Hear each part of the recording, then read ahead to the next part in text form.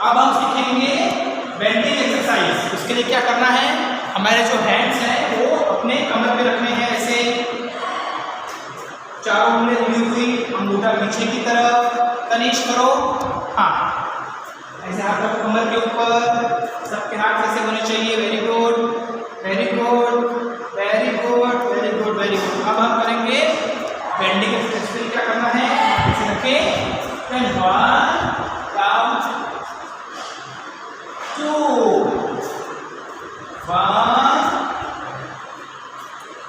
2। तनिष अपन कैसे करेंगे सब लोग, तनिष के साथ करेंगे, ठीक है। तनिष से हाथ रखो, ठीक है। 1 झुकना है, झुको झुको झुको झुको। 2 सीधे खड़े हो जाओ, हाँ फिर से करेंगे। 1 झुको झुको झुको झुको झुको। 2 वेरी गुड। सब लोग फिर से करते हैं, ठीक है। हाथ नंबर पे तनिष, हाथ नंबर 3, वेरी गुड। हाँ 1 bend up 2 up, okay, very good। Hands down, stop।